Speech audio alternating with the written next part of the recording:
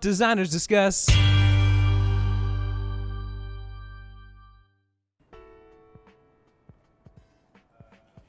Oh, hey, Vincent. What are you doing? What are you guys doing? Just coming to meet up with you. Oh, Are we yeah. doing something? I think we're going to talk about apps. Okay. Technology. So, we all use different phones and different apps each day. I'm on a Samsung S8. iPhone 7. And iPhone 8. So, Sean, what app do you love? I don't know that I love any app, Love's a strong word. but pretty up there is Airbnb. Yeah?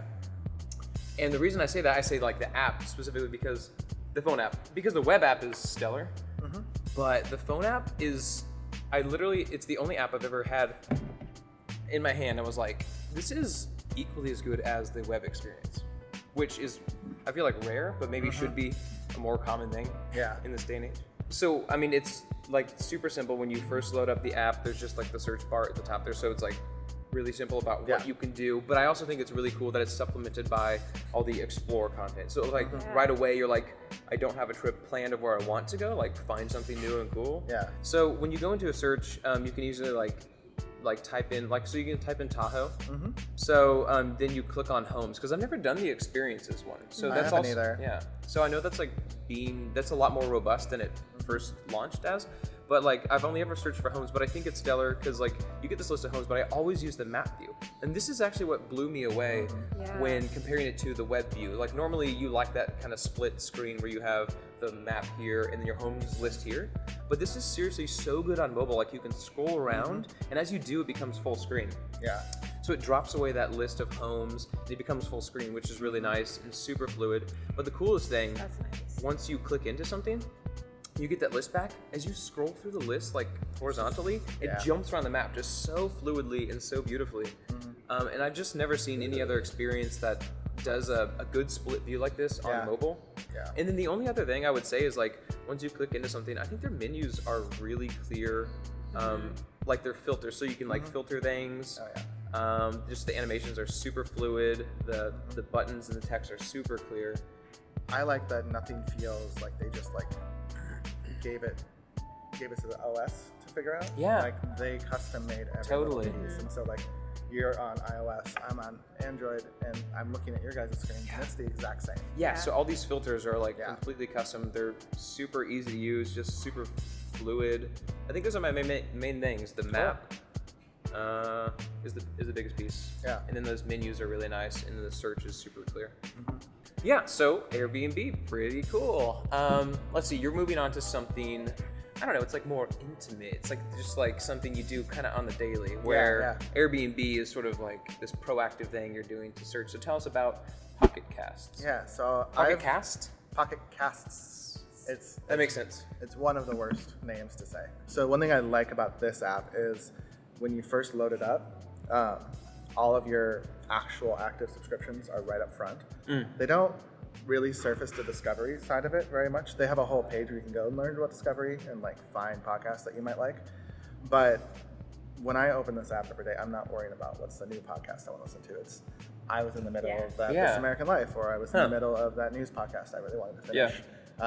And so like this is the first thing that I load when I get into the car, and it has my last spot ready to go. I don't have to go track that down. Cool. So it's really good to just like continuously listen.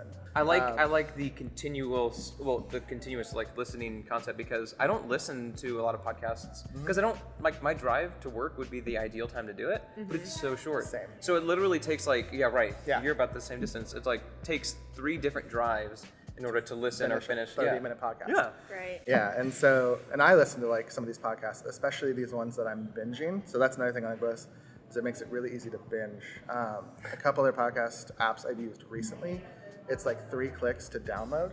And when I'm downloading an entire season of like a story or something that maybe they did like 3 years ago, it becomes a pain to like click in, download, click and download. And this, they actually have the entire list. You can sort it chronologically, reverse, however you want.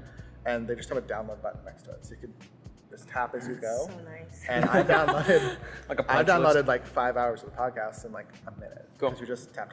That's great. They have this nice like snooze feature. So, and again, I've used this app so much that I'm not sure.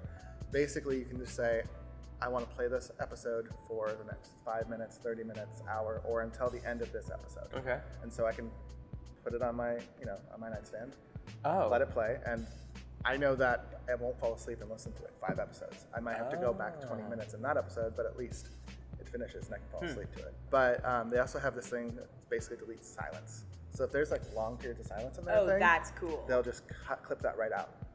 Huh. That's which I think so is cool. worth $4 in Yeah, itself. I think that's worth $4. Yeah, so I can get through like a 30-minute podcast in like 22 minutes sometimes, depending on how they built it.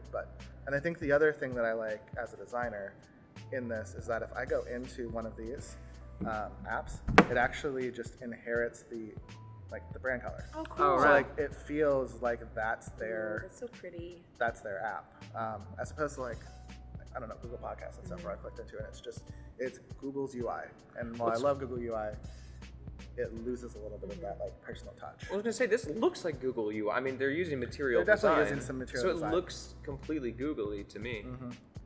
Yeah. That's nice though that even when you're in here, you can recognize which podcast you're in based on the colors. So you can That is cool. you can swipe to mark it as played. So like if it's like 15 seconds left, I'll just swipe those away. That's if you so want to nice. batch remove a ton of them, you can just hold down and press through and hit the check mark and they all go away. Which when I have podcasts that I don't listen to for forever, I do that because they also have some nice features where you can say like when there's a new one,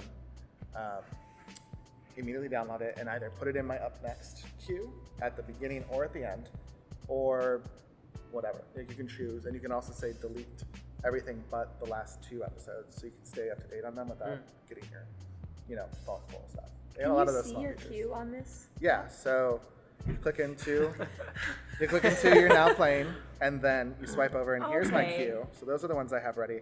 This one just got put in, I think 2 days ago. And then you can also get details about that one just by swiping over. We're going to talk more about podcast apps later, but this is awesome. Have I converted you? You've definitely converted Awesome. me.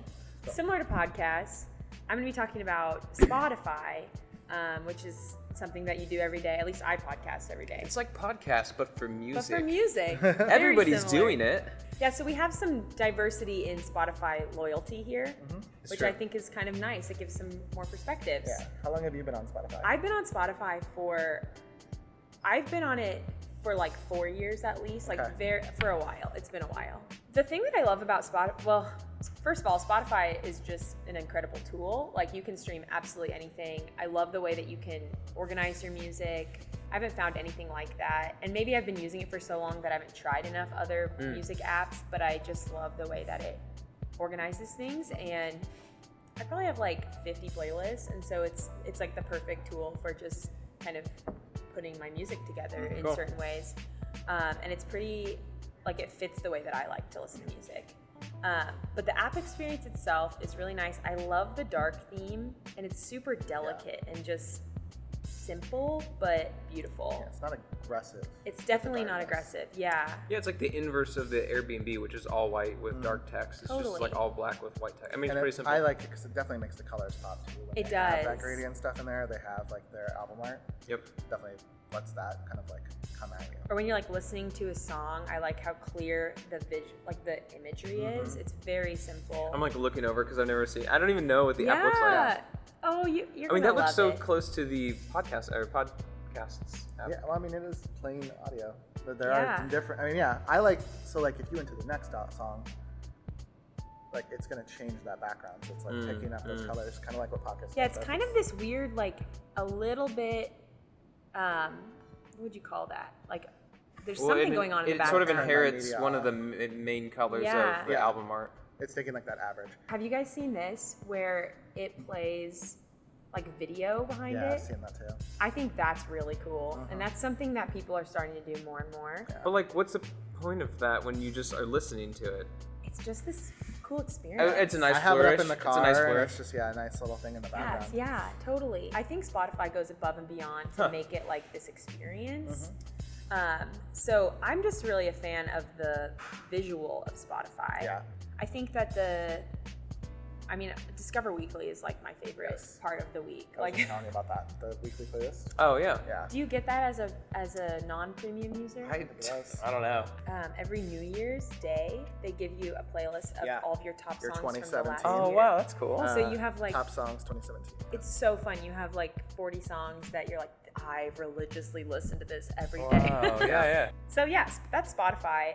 There's a couple things that I struggle with, like some interactions you expect it to do one thing and it does something different, or there's a little bit of inconsistencies between different screens. So if you're like listening to a song and you swipe down to remove it from your kind of homepage, but sometimes if you're listening to songs and it syncs up with this other program that they have to read the lyrics to you, you swipe down. Music Match. You swipe down and it'll reveal the lyrics. So you're like, I want to get out of here. But I think the good definitely outweighs the bad with Spotify. I love it. Nice. Yeah.